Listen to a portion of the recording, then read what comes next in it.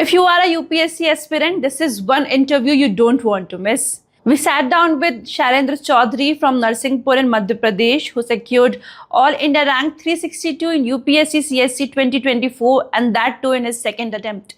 Hello, I'm Muskan Khandelwal and you are watching Indian Masterminds. What makes his story truly inspiring? Because not only did he fail prelims in his first attempt, but he also bounced back stronger to clear all three stages. Prelims means an interview in one go in the next attempt. In this conversation, Shailendra opens up about what it really like to prepare for UPSC from a small town like Narsinghpur, what went wrong the first time, how he changed his strategy, his approach to means, optional and essay writing, managing current affairs, and dealing with those tough, unexpected questions in the exam. And if you have ever felt overwhelmed by the syllabus or unsure how to prioritize your time, his tips are going to help you a lot. So let's start from the beginning and hear how he made it happen. Thank you, Shailendra ji, for joining Indian Masterminds today. It's my honor to be on your show today. तो हम शुरू से शुरुआत करते हैं कि आप हैं कहाँ से, आपका बचपन कैसा रहा, आपने पढ़ाई क्या की है, ग्रेजुएशन कहाँ से किया है आपने और आपके पेरेंट्स क्या करते हैं? सो मैम मैं बेसिकली बिलोंग करता हूँ नरसिंहपुर डिस्ट्रिक्ट ऑफ मध्य प्रदेश, जो जबलपुर से एडजॉइनिंग डिस्ट्रिक्ट है. अब मेरा स्कूलिंग वहीं से हुआ है, नरसिंहपुर से Chawara Vidyapeeth till class 12th. And after that small towns तो ज़्यादा आइडियाज भी नहीं होते हैं, एक्सपोजर भी नहीं होता है, तो आई थॉट कि इंजीनियरिंग साइड जाएंगे. I was quite good in mathematics, kind of topper kind of guy, so everybody used to say ki go for good colleges, IITs and IITs. So I got admitted into NIT Bhopal. So I completed my BTech in civil engineering from NIT Bhopal. And regarding my parents occupation, so my father is a sub engineer in Madhya Pradesh government. And my mother takes the care economy. Okay, तो आपने बताया कि आप NIT Bhopal से आपने civil engineering की है. Yes ma'am. Okay, तो फिर यूपीएससी का रास्ता क्यों? क्या कोई मोटिवेशन, कोई स्टोरी इसके पीछे कि आपने सिविल इंजीनियरिंग के बाद यूपीएससी चूज किया अपना career? Ma'am, I will say yes, there had been a long story, ma'am. Like during my childhood also, maybe I think it happens with a majority of us. If we are quite good in studies, then only one thing, like they think that post is waiting for us only as soon as we will clear the graduation and like we will become. So yes, in the beginning, in the childhood, there used to be talks in the family ki tum IAS banna, but I did not know what actually IAS mean. And to be very frank, till my class 9th, I was quite sure that I will be taking biology, I will be becoming a cytologist. I don't know. I had very great fascination towards being a scientist of cell biology, cytologist. But I don't know what happened in my class 10th. After the result of class 10th, there came this fascination. I should take maths. I don't know. Out of nowhere, this thing came into my mind. And my brother has also taken biology. So in family, the environment had been tilted towards biology, but I don't know how it came. I took maths. So I took maths, completed my plus 2, and then was in my college. One good thing I did in my college that I was quite active in extracurriculars.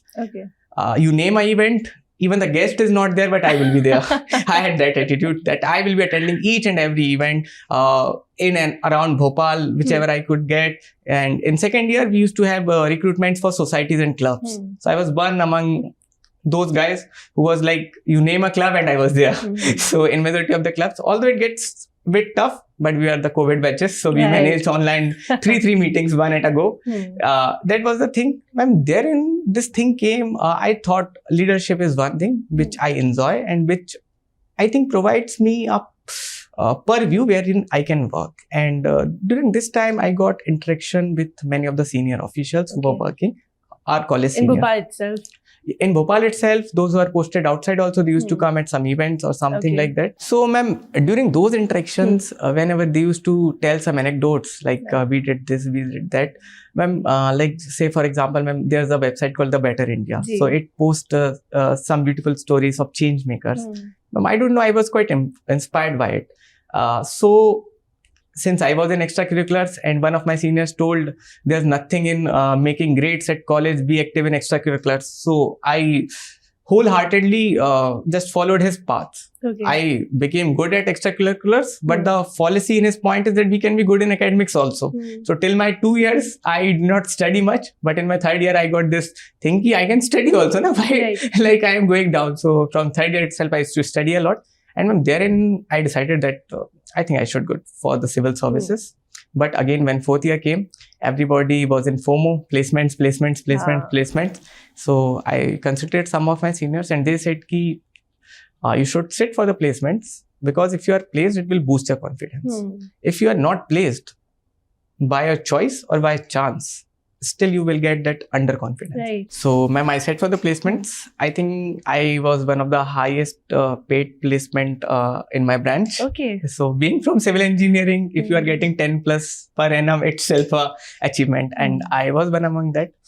I just joined it thinking that I have to prepare for civil services. The only reason why I didn't join was I thought that once I might get into corporate sector, I might just end up there. And one thing is also there, like the place of posting was Mumbai. So I thought ki even if I have this thought ki I will work for 6 months or 8 months and return back, then I don't think I will be able to adjust in Narsinghpur once I come back from Mumbai. So I thought better be in Narsinghpur only. ऊंचे इमारतें देखो ही नहीं तो अपना घर भी अच्छा लगेगा, kind of attitude I had. So ma'am, therein like I thought I should give a serious try in civil services. तो कितना अटेम्प्ट दिया आपने? Ma'am, first attempt I gave just after my college. Like I think on 4th May I returned from my college and 28th the prelims. I gave. I don't know from where I got that overconfidence that I will clear the exam. In first attempt. No, first attempt is good without reading. Just 24 days reading. How can I clear the exam? अच्छा 24 दिन बाद exam है. 24 दिन बाद exam है. Although हुआ नहीं. Shattered hua. I don't know why I got shattered. I have not studied. Why I am shattering? Right. But still, like 3-4 days it was bad. But after 3-4 days, I thought, let's study and we will clear it. So 1 year, I had rigorous study. I studied from my place only. It has various ups and downs. But since the end had been great, so I think the journey has been good. तो कैसा था सबका reaction, घर वालों का, family, friends, teachers, everybody, जब उनको पता चला कि आपने यूपीएससी क्रैक किया, वो भी सेकेंड अटेम्प्ट में? Okay, ma'am. So, ma'am, effectively, it was quite first attempt for me because that's been like for 1 year, my family has been preparing for me. Ma'am, I had a very cinematic experience. Let me explain how those result things and all came. So, on 22 of April, in the morning, there had been a lot of activity on Telegram groups. So, till 9 a.m., I was quite active, but then anxiety level is going so up that I was not able to bear it. So I just turned off a timer that for 6 hours I study. I think it will come only after 3 p.m. So by 2 days for 6 hours and was just reading watching lectures for next year's prelims. Ma'am, around 2:50, call of my friend came. I thought let's ignore, बाद में करते हैं, अभी तो lecture करते हैं. फिर दूसरे दोस्त का आया, फिर तीसरे दोस्त का आया, फिर पापा का आया. I can't ignore that. I took that call. So he said कि क्या हुआ? I said कि बढ़िया है सब. And he was like result आ गया. I was like अच्छा. And he was like कि देखो, हम लोग कि रुक जाओ देखते हैं यार, फेक PDF भी होता है कई बार, तो हम चेक करके बताते हैं आपको. Actually सीन क्या हुआ? His friend, his son also gave the exam. So his friend called him and asked कि क्या हुआ आपके बच्चे का? तो that time my father said बढ़िया है बच्चा. ठीक है. So but then he said कि अरे रिजल्ट का क्या हुआ? तो बोलते रुक जाओ पूछते हैं. फिर अब जब तक ये मेरी इनसे कॉल पे बात हुई, तब तक उनकी फिर वहाँ कॉल हुई, तो उनने पूछा कि अच्छा बच्चे का नाम बताओ अंकल ने. तो पापा ने नाम बताया, उन्होंने सर्च किया एंड ही सेड कि अरे 362 रैंक आया है. पापा was like it was that kind of experience for him. Now where the cinematic thing comes, he calls me and tells कि अरे देखो जरा अच्छे से 362 आया है शायद. So I said कि अरे रुक जाओ, फेक PDFs भी आते हैं, let me just cross check. I cross checked from one place. It was there. I thank God, fortunately, I am out of the race. But again, iota of doubt was there. So I again cross-checked from another group. Thank God, it also had my name. So therein, I just my eyes were crying and all. That's such a thing, na. Being happy for selection is one thing. Being free from those shackles of preparation is one thing. So that was thing. Now, where the cinematic thing comes, my father was in office at that time. and it was around 5 to 6 kilometers from my home. As soon as I watched the result, मेरे को थोड़ा late पता चला because he had already known. वो वहां से आ रहे होंगे स्कूटी से, मैं ऊपर से नीचे जा रहा हूँ, बट द मीटिंग पॉइंट जब तक मैं नीचे पहुंचा हूँ and his scooty was at the gate of the house. So it was so cinematic कि वो वहां से आया, मैं यहाँ से आया, then he came, just he hugged up. For the first time I saw those beautiful tears of happiness, of joy, and he was like, बेटा आपने वो कर दिया है जो हम सोच भी नहीं सकते.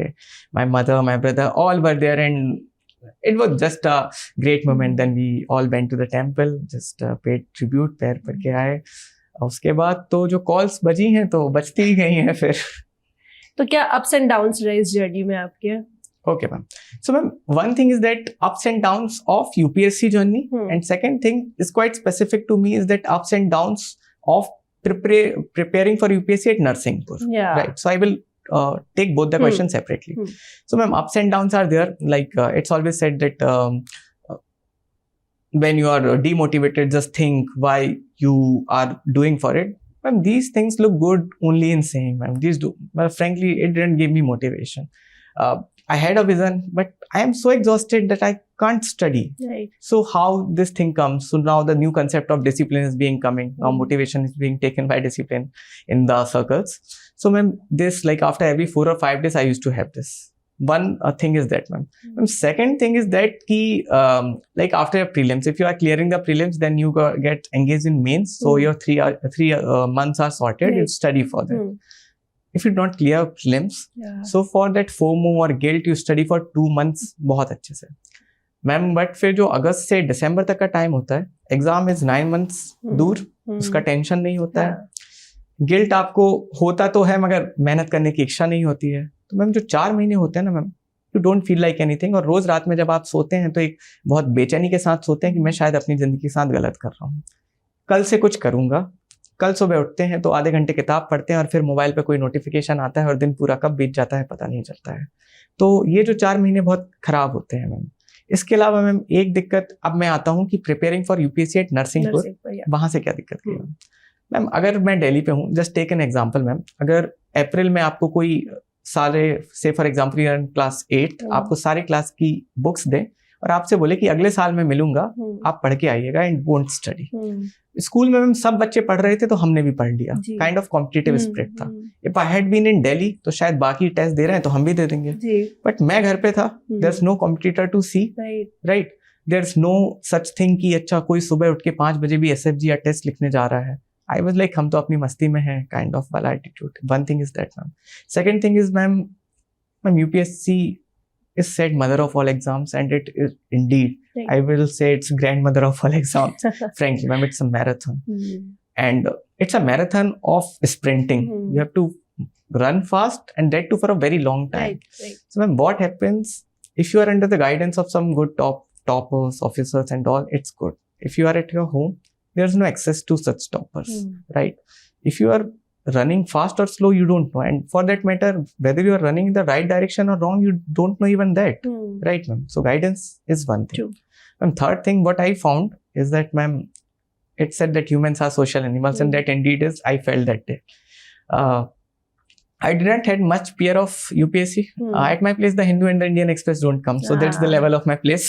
I have to get them printed to read if I have to read some editorial. तो कोई सोशल पीयर ही नहीं था जिसके साथ मैं यूपीएससी की बात करूं.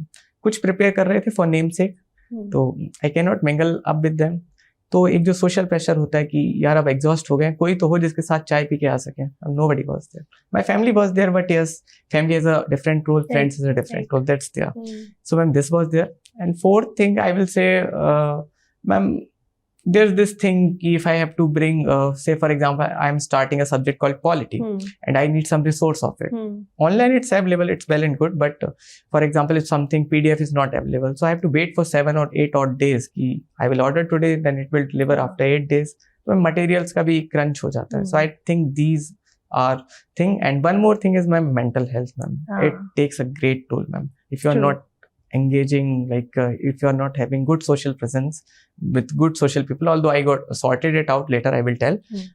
But till I guess September month, it was taking a huge toll on me. It was, I don't know how I discovered that thing. I will tell in October. Then things get better and better and best. आपने बताया कि आप मध्य प्रदेश के नरसिंहपुर से हैं, तो पढ़ाई के दौरान आपने भी बताया कि आप अकेले ही पढ़ते थे, कोई सच फ्रेंड्स ग्रुप नहीं था या पीयर ग्रुप नहीं था जिसके साथ आप बैठ के पढ़ाई करते थे। तो कभी वो चीज़ आपकी मेंटल हेल्थ पे अफेक्ट की कि मैं अकेले पढ़ रहा हूँ, कोई और गाइडेंस नहीं है, कोई फ्रेंड्स नहीं है जिनसे जाके बात कर सकूँ, अपनी जो दिक्कतें हैं वो शेयर कर सकूँ? मैम फ्रेंकली मैम बहुत दिक्कत हुआ मैम। अगर आपको 10 दिन 15 दिन पढ़ना है ना, तो आप अकेले ऐसे पढ़ सकते हैं मैम। जब आपको पता है कि 1 साल बाद है पेपर, कोई मैम मोटिवेशन ही नहीं रहता है, एक कोई कॉम्पिटिटिवनेस ही नहीं रहता है। हाँ। तो मैम जब तक हुआ तो हुआ। कुछ दोस्त थे जिनसे कॉल पे बात होती थी, बट मैम उतना इफेक्टिव नहीं होता है कॉल पे बात करना rather than meeting in personal. Ma'am मैंने एक चीज़ किया कि I started going to ground for running purposes, for physical fitness. Ma'am वहाँ मेरे को कुछ लोग मिल गए, and generally I had this thought in my mind कि those who are sincere towards health might be sincere towards their life, and that turned out to be true. So I got a very good group. 5 लोग का हमारा group था। रोज सुबह हम लोग आते थे, एक दूसरे का वो मोटिवेशन रहता था कि अरे यार जल्दी चले जाओ, नहीं तो वो लोग आके दौड़ जाएंगे। तो एक साथ हमको राउंड्स कंप्लीट करने होते थे, तो एक वो मोटिवेशन रहता था हम लोगों का।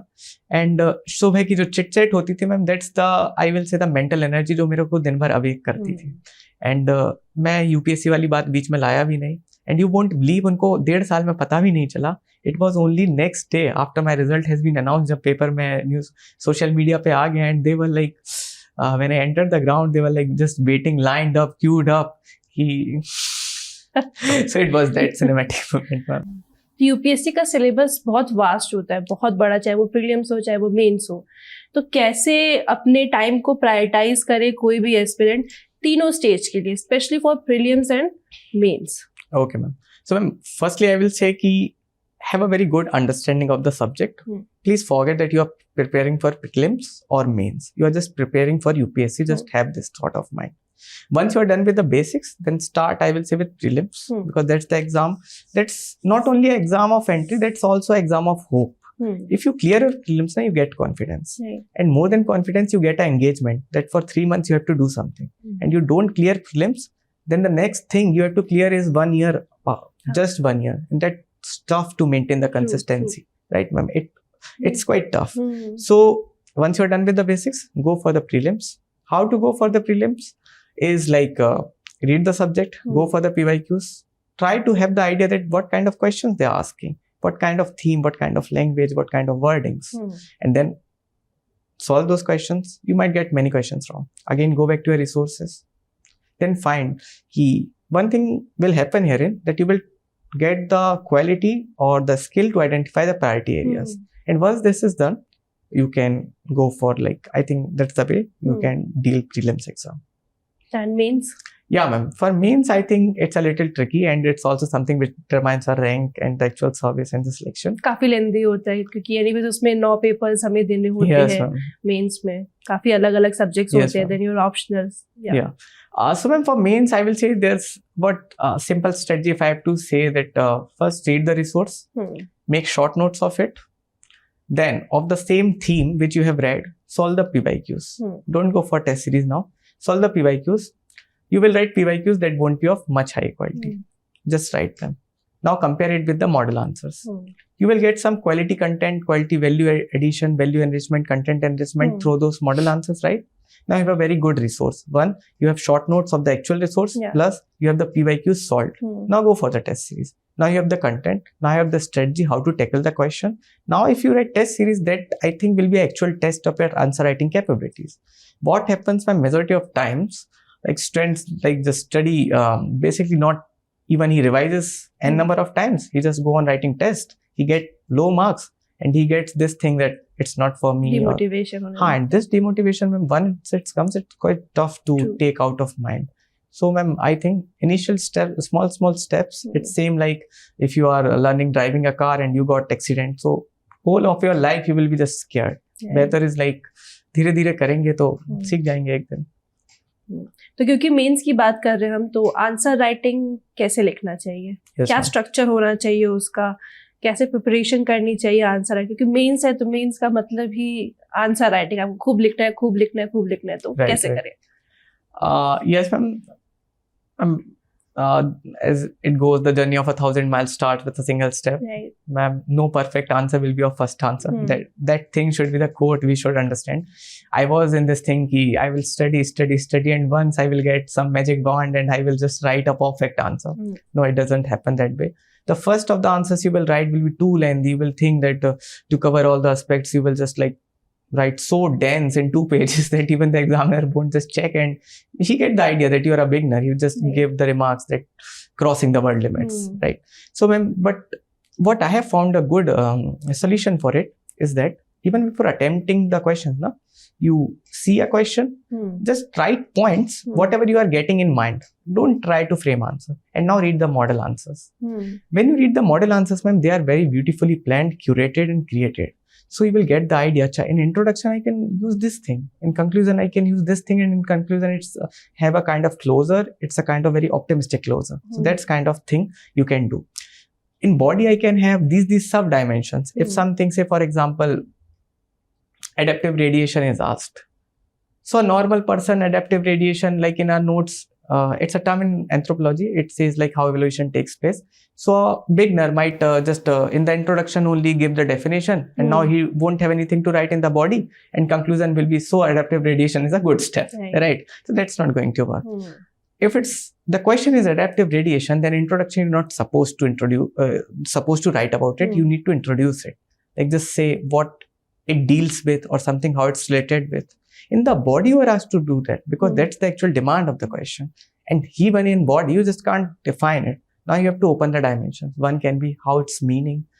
Second can be who coined it. Third can be what's the significance. Fourth can be what's the drawbacks. Fifth can be what's the anthropological or the present relevance of it. Hmm. And our closer can be something example of it or something very good thing which might have occurred in this universe on account of adaptive radiation. So then it gives a very kind of a saturation. Hmm. He now even examiner should think what more I can add. Right. He had given all the dimensions. Hmm. So I think slowly, first just jot down the points, read the model answers, try to get that feeling of jotting down sub points, subheadings. Hmm. I think then it's a good way to deal with answer writing. तो जब mains का जब चाहे हम practice कर रहे हों, test series दे रहे हों या जब एग्जाम हो, तो कभी कभी शायद ये भी होता होगा कि बहुत लेंदी क्वेश्चन आया जिसका हमें बहुत लेंदी आंसर लिखना है, जी, but we have time limit. तो सबसे पहले तो एक क्वेश्चन को कितना टाइम देना चाहिए, दूसरा अपनी स्पीड कैसे बढ़ाएं जब क्वेश्चन बहुत बड़ा हो जिसके आंसर हमें बहुत बड़े लिखने हो.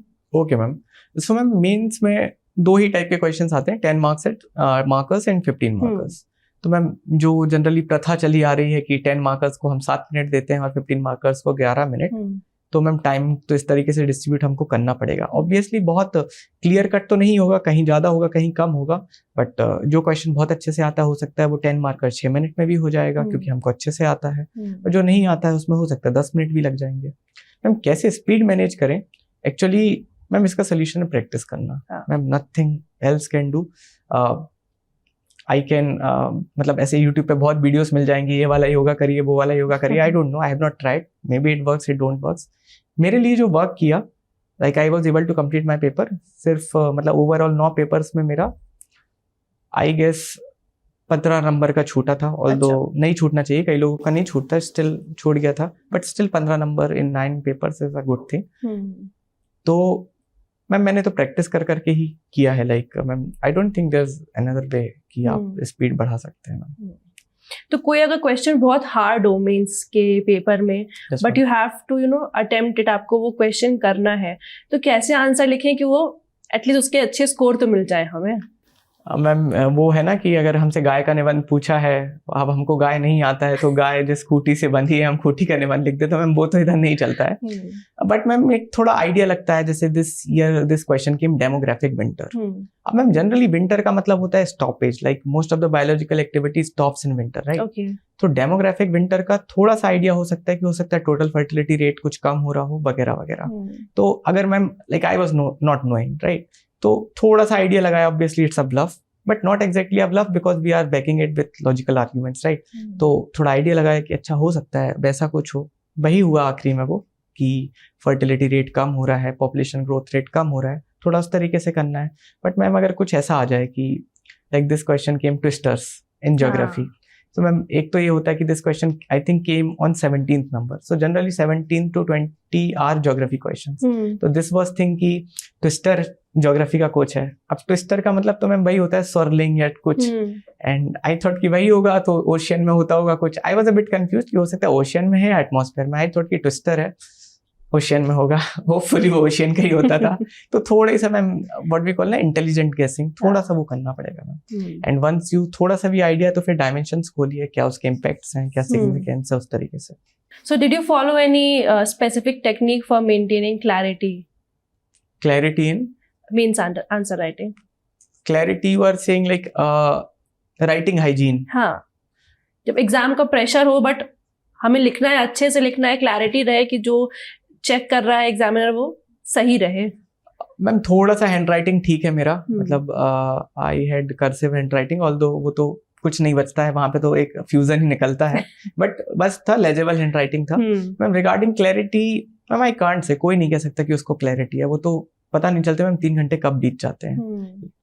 आपको बस इतना याद होता है कि आपके पास क्वेश्चन पेपर आया था और उसके बाद सीधा याद होता है आपने आंसर शीट दी है. इसके बीच का तो कोई आइडिया नहीं है. एक तरीका हो सकता है कि आप पहले से बहुत प्रैक्टिस करके जाएं, बिकॉज मैम वही है कोई तरीका सिमुलेट करने का. कोई हम सोचे मैजिक बैंड या समथिंग हो जाएगा, तो मिल तो नहीं पाया अभी तक, मिलेगा तो बताऊंगा. तो आपका ऑप्शनल सब्जेक्ट क्या था? मैम एंथ्रोपोलॉजी था मेरा. अच्छा, तो उसके लिए कैसे प्रिपरेशन किया, क्या क्या रिसोर्सेज अवेलेबल हैं जो एस्पिरेंट्स इस बार मेंस का एग्जाम देने जा रहे हैं और वो अगर एंथ्रोपोलॉजी अपना ऑप्शनल सब्जेक्ट लिए हैं तो? मैम मैं तो रिलाई किया था लेवल अप IAS में, करणदीप सर हैं, उनके एंथ्रोपोलॉजी के मॉड्यूल्स पे. सो बहुत प्यारे मॉड्यूल्स हैं उनके. And thing is that ma'am he do not deal it as a subject for UPSC, rather he deal it as a subject in itself. Okay. मतलब अच्छे से कराते हैं. Like there's one like there are over 21 units I will say in paper 1 and paper 2. There is one unit 6 that is anthropological theories. So total lectures are around 150, and on those 6th unit only he gives around 30 lectures. Okay. So that's the focus he gives, and it's the backbone. Those theories are the backbone of anthropology. So once he starts with it and he gives a very clear idea, so once you have this basic understanding, then he covers all the topics. मतलब मेरे उन्हें किए हुए थे अच्छे से. Secondly मैंने क्या किया मैम, एक बार मेरे बेसिक नोट्स बन गए. उसके बाद मैम मैंने क्या किया, there is an institute called Shunya IAS, उनके पेपर 1 एंड पेपर 2 के नोट्स आते हैं ma'am. I used it for content enrichment. उनके कुछ case studies, examples, data, studies बहुत अच्छे हैं. तो लाइक जैसे for example if I am reading some unit, तो I will just read my notes. उसके बाद मैं चला जाऊंगा शून्य के उन नोट्स पे. जो जो नया मिलेगा I will just add in my notes only. और इसके बाद मैम तीसरा एलिमेंट वही आता है, I will write PYQs. I will write very bad quality PYQs पहली बार में. फिर मैं मॉडल आंसर देखूंगा, मॉडल आंसर बहुत अच्छा मिलेगा, उसको मैं ऐड कर लूंगा. अब ये दोनों मिला के मेरा बेस मटेरियल हो चुका है. Now I will go for answer writing test. Thing is that test में भी सर नया नया मटेरियल दे देते हैं, तो वो मटेरियल बढ़ता जाता है. But still he gives very good materials and examples, case studies, data, facts. तो मैम इस तरीके से मेरा कहीं ना कहीं ओवरऑल वहीं रिवॉल्व हुआ. एक चीज मैंने मैम थोड़ा फॉलो किया कि रिवाइज बहुत किया था मैम मैंने. तो इट वाज लाइक कि अब मुझे नहीं लगता, वैसे तो सभी करते होंगे रिवाइज, मतलब भाई क्वेश्चन आया मेरे, ऐसा सोचना नहीं पड़ता था अच्छा इस टॉपिक में वो चीज था ना वहाँ. लाइक क्वेश्चन आया है, if it's in my notes, it's on my finger tips. That's been my philosophy. तो मैम उस तरीके से किया मैंने. आपका सिविल इंजीनियरिंग बैकग्राउंड रहा है, तो एंथ्रोपोलॉजी ऑप्शनल कैसे? मैम एक्चुअली एक सीनियर है मेरे, तो ही हैज दैट ऑरा कि लोग मतलब फॉलो करें उनको. तो he was also preparing for UPSC and actually हमारे कॉलेज में सीनियर को बॉस बोलते हैं. तो मैं उनके टच में था, अच्छे से पूछता रहता था बॉस क्या करना है, बॉस क्या करना है. जब ऑप्शनल सब्जेक्ट का बात आया तो मैंने पूछा बताइए बॉस क्या लेना है, एज इन की वही डिसाइड करेंगे. ही सेड कि उनका तो एंथ्रोपोलॉजी है, तू देख ले अपने हिसाब से. मैंने बोला अरे तो फिर एंथ्रोपोलॉजी है अपना भी. बोलते नहीं यार कुछ टेक्निकल ले ले, क्योंकि फॉरेस्ट सर्विस में हेल्प मिलता है उसका. तो मेरा अच्छा नहीं था, ना केमिस्ट्री, ना फिजिक्स, ना मैथ्स. अब वो थोड़ा एक वो बन गया था कि like I did the coaching from the same institute जहाँ से उनने करा. ठीक है, अब ऑप्शनल मेरे को वही लेना है कि जहाँ से वो कर रहा है, बिकॉज मेरे को गाइडेंस मिलता रहता था और वो अच्छे से गाइड कर देते थे. तो फिर मैंने एंथ्रोपोलॉजी पढ़ा. एंड मैम चूंकि हम टेक्निकल में इतना लाइक बोर हो जाते हैं ना कि ह्यूमैनिटीज बहुत अच्छा लगता है, इतना प्यारा वो स्वीट टाइप का वो मोमेंट रहता है जब उनको पढ़ते हैं. तो उस तरीके से चला. तो मैम शुरू किया एंथ्रोपोलॉजी के साथ. मैम मजा आने लगा फिर। सिविल इंजीनियरिंग मैम मेरे को टफ लगता तो मैंने तो नहीं लिया ma'am. It's a great although it's set कि थोड़ा लेंदी होता है। और मैम एक रीजन ये भी था कि मेरे को थोड़ा सा ये था कि ma'am since all my life like 12th में PCM रहा, फिर इंजीनियरिंग रहा, लिबरल आर्ट से मेरा कभी वास्ता था ही नहीं। तो आई थॉट कि I should go for it and now I can say ma'am it's one of the very best subjects. मतलब not for UPSC or something, to make interpersonal relations. Right. Now I am able to communicate effective, इतने जल्दी friend बन जाता हूँ just because कुछ concept सीख लिए हैं, कल्चरल रिलेटिविज्म सीख लिया है कि कोई अगर गुस्सा कर रहा है तो इसलिए नहीं कि भाई वो गुस्सा कर रहा है, कुछ तो हुआ होगा उसके साथ। तो मैम ये जो अंडरस्टैंडिंग होती है आज के टाइम पे मैम बोलना हर किसी को है, दो कान सुनने वाले मिलना मुश्किल है। Anthropology has taught me to be like that. Yeah, the subject is going to help you in a long run. हाँ मैम अब तो ऐसा लगता है लॉन्ग टर्म कमिटमेंट है उसके साथ। राइट। GS पेपर के लिए करंट अफेयर्स कैसे प्रिपेयर करें? मैम मैं न्यूज़पेपर तो पढ़ता था बट बहुत ऐसे नहीं पढ़ता था कि अच्छा 21 तारीख को 3rd पेज पे टॉप राइट कॉर्नर पे ये आया है, ये तो नहीं करता था मैम, एंड ना ही पॉसिबल है। दिपिन सर का कोर्स किया हुआ है मैम मैंने, लेक्चर्स जो होते हैं। सो मैम वो लेक्चर्स बहुत अच्छे थे एंड इट बहुत होलिस्टिक लेक्चर्स थे, तो मैम वो हेल्प किए मेरे को करंट अफेयर्स में। तो कैसे डिफरेंशिएट करंट अफेयर्स को करना चाहिए कि अच्छा नहीं ये हमारे मेंस में आ सकता है, तो ये वर्दी है पढ़ने के लिए, ये उतना जरूरी नहीं है? Okay ma'am, so ma'am the only way of differentiating is on the basis of syllabus. If something is coming that's falling in your syllabus points, आपको स्टडी करना है। अगर कोई न्यूज आई है किसी सेल्फ हेल्प ग्रुप ने बहुत अच्छा काम किया है तो वो आपके सिलेबस में है, आप पढ़िए उसको, आप एग्जाम्पल के तौर पे ले सकते हैं। कोई न्यूज आई है कि क्वांटम टेक्नोलॉजी डेवलप हो गई है तो है आपके में इमर्जिंग टेक्नोलॉजीज, आप पढ़िए वो होगा। अब कुछ न्यूज आई है कोई मूवी लॉन्च हो गया है, हो जाने दीजिए, हमारा उससे क्या ही वास्ता। इट्स गुड आपके पर्सनल इंटरेस्ट के लिए, may be for example that might not be, अगर वो कुछ आर्ट आर्किटेक्चर हेरिटेज से रिलेटेड है फिर बहुत इंपॉर्टेंट हो जाएगी। तो मैम वही सिलेबस के पॉइंट के अनुसार। तो स्कोरिंग सब्जेक्ट कौन सा है मेंस एग्जाम में? मेंस का जब आप पूरा प्रिपरेशन करते हैं तो कौन सा स्कोरिंग सब्जेक्ट है और उसको कैसे मास्टर करें एस्पिरेंट्स? ओके मैम, तो मैम आई थिंक ऐसे एथिक्स और दोस वो स्कोरिंग है, and ma'am more than scoring, like in GS 1, 2, 3 you cannot write your views or opinions. If they have asked for twister, you cannot create your own twister now. If something is well defined in geography, so you have to write it, but in GS4 and SE you have that liberty.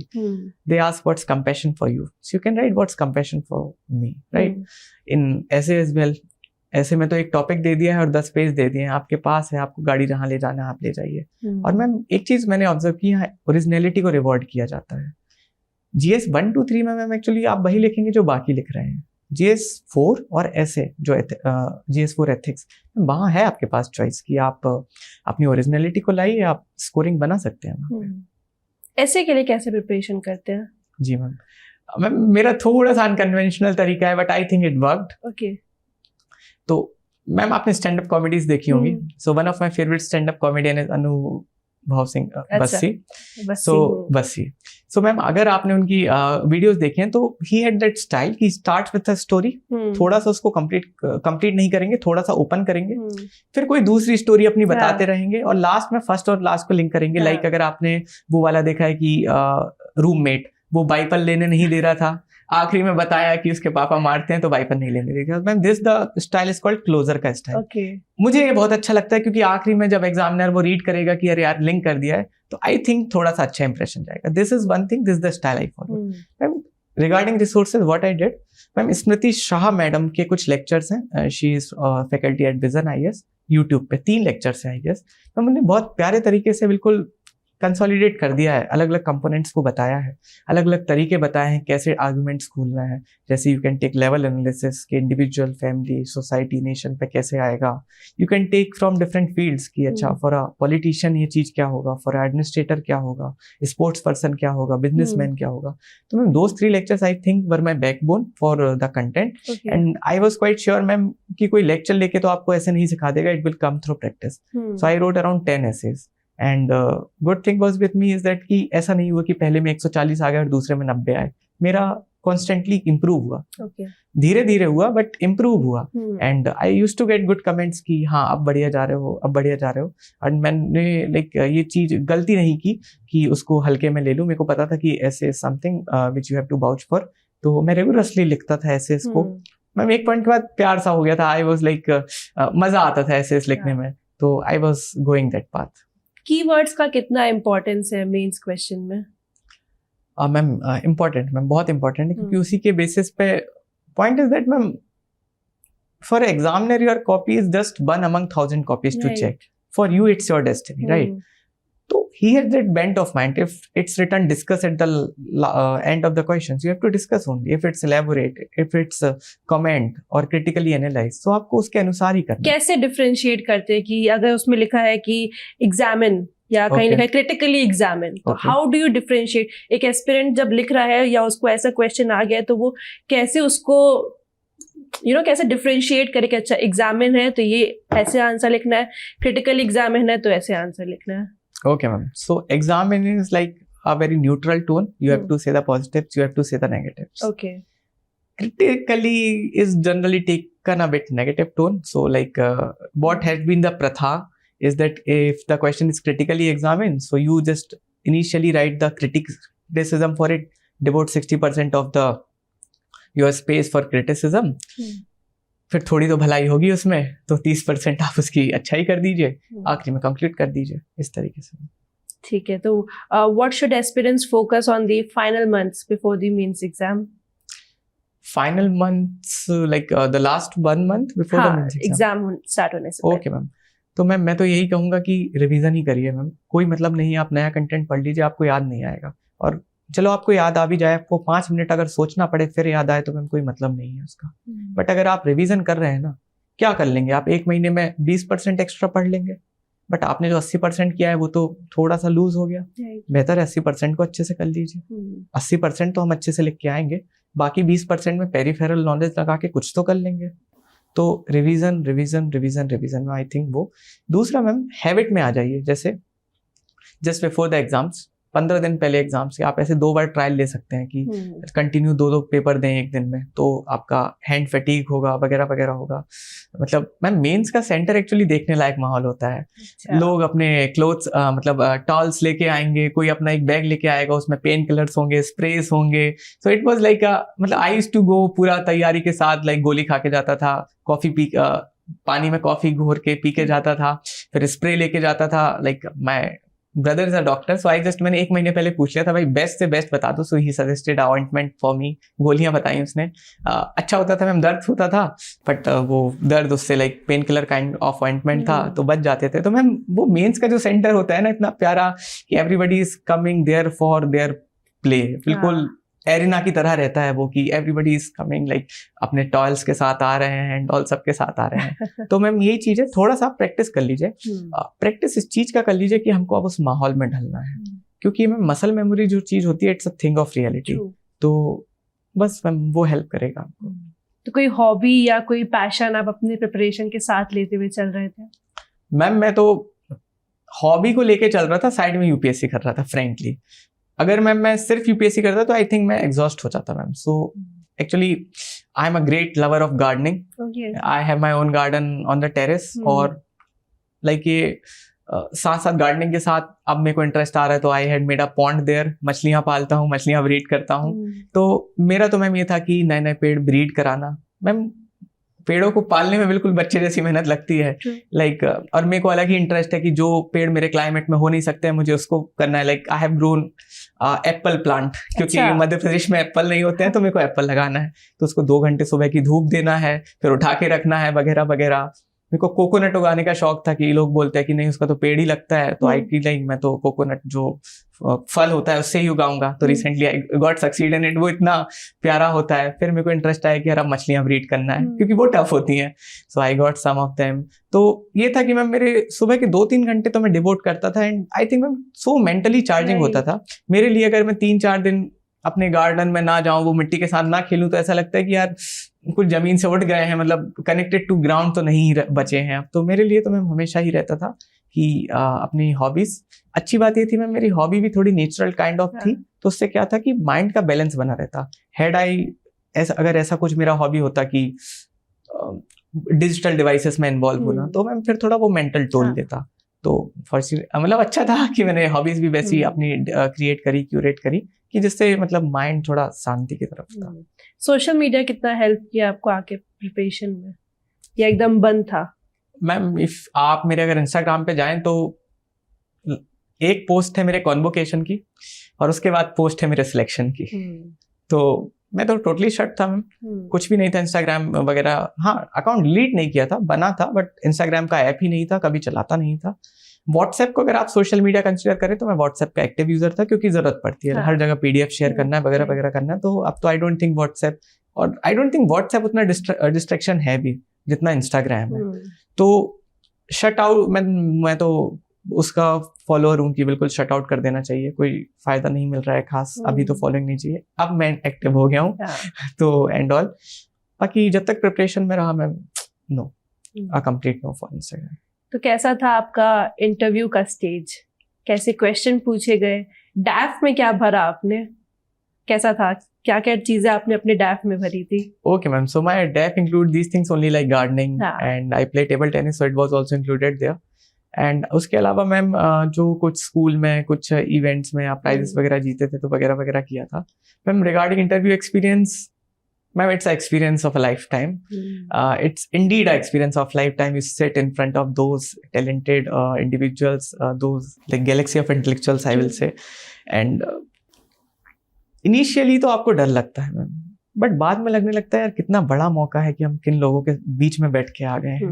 Because even ऐसा लगता है कि वो कुछ बात भी कर रहे हैं तो यार उनका लाइक अलग ही लेवल का सोचना विचारने का तरीका होता है। रिगार्डिंग क्वेश्चंस जो मेरे से पूछे गए तो आई थिंक अच्छा कूल डाउन कर दिया गया था माहौल को। Like as I entered so the honourable chairman sir asked कि कहाँ से आए हैं आप। So it's a very good way of kind of starting an interview. So I was like, sir, मैं नरसिंहपुर मध्य प्रदेश से आया हूँ। And then he started on the questions. Industrial sector of Madhya Pradesh के बारे में पूछा। फिर उन्होंने बताया कि पूछा कि industrial sector in general को आप कैसे कर सकते हैं। There was mention of Swami Vivekanand ji in my DAF. So one of the members asked the question, to which I replied. And there were some questions. एक बहुत basic question था जो शायद मैं थोड़ा बहुत guess कर सकता था, but I had this philosophy in mind कि I will just go what I am. I won't try to portray myself. मुझे लगा कि यार they are not the people कि जिसके सामने मुझे अपना talent दिखाना है. They are the people wherein I have to show my real self. तो I just said कि सर देखना पड़ेगा, टाइम हो गया है. एंड वो जो कहते हैं ना कि अच्छा कितनी बार नो बोला तो दिक्कत होगा या कुछ होगा, तुरंत वो दूसरे क्वेश्चन पे मूव ऑन हो गए. तो इट्स मैम मेजरली देखा जाए ना तो मेरे को जो समझ में आया है, इट्स नॉट कि आप कितने क्वेश्चन में हाँ या ना बोलते हैं. इट्स दैट कि जहां आपने हाँ बोला कितने प्यार से बोला, जहां ना बोला कई लोग का होता है कि सर आई डोंट नो. अब ये कोई घमंड का या गर्व की विषय थोड़ी है, आपको नहीं पता है. ये एक नादानी का विषय है कि उतने बड़े लोगों के साथ नहीं पता, आपको तो नहीं पता. एक विनम्रता से भी आप बोल सकते हैं कि नहीं पता है हमको. तो आई थिंक मेरे अंदर वो थी एक हम्बलनेस, आई थिंक था शायद. I got a good score 195, so I think that worked. कोई यूनिक क्वेश्चन जो आपसे पूछे गए हो इंटरव्यू के दौरान? Yes ma'am, at one of the places like they ask कि अच्छा आपके इधर तो बहुत डाउरी का प्रेवलेंस है. मैंने बोला नहीं सर, अब तो कम होता जा रहा है. एंड दे आर लाइक अच्छा आप क्या करेंगे डाउरी खत्म करने के लिए? मैंने बोला सर मैं स्वयं इसका पक्षधर नहीं हूँ और मैं लूँगा भी नहीं, और जो मेरा स्फीयर ऑफ इन्फ्लुएंस है वहाँ बिल्कुल कोशिश करूँगा कि इस चीज़ को ना ही किया जाए. बोलते नहीं, ये तो आपने इंडिविजुअल दे दिया. We are going to recruit as an IAS, आप बताइए क्या करेंगे.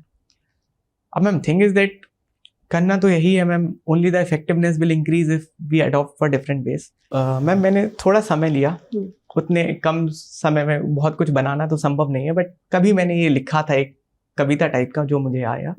मैंने इंटरव्यू पैनल मेंबर से परमिशन मांगा कि if I can have the poetic liberty, मैं इसका एक पोएटिक वे में आंसर देना चाहूँगा. And they agreed. मैंने बोला सर जब दहेज की टोकरी मेरे गोद में रखी जाएगी, मानो वो टोकरी नहीं एक जिम्मेदारी सौंपी जाएगी. जब उस टोकरी को मैं सहर्ष लौटा पाऊंगा, शायद उस दिन एक अच्छा बेटा बन जाऊंगा. एक अलग सी ऊर्जा होगी उस पल में, गर्व होगा मेरे पिता के नयन में, सुकून होगा लड़की के पिता के मन में कि नहीं की कोई गलती लड़के के चयन में. जब हमारा समाज ऐसे लोगों से भर जाएगा, यकीन मानिए उस दिन दहेज बंद हो जाएगा, यकीन मानिए उस दिन दहेज बंद हो जाएगा। वाह, तो उनका क्या रिएक्शन था, क्या उनका सामने से जवाब आया? Ma'am, obviously they were quite impressed, frankly. Ma'am, thing is that it will come only through a social, legal, political movement that's been happening, ma'am, right? So they liked the way.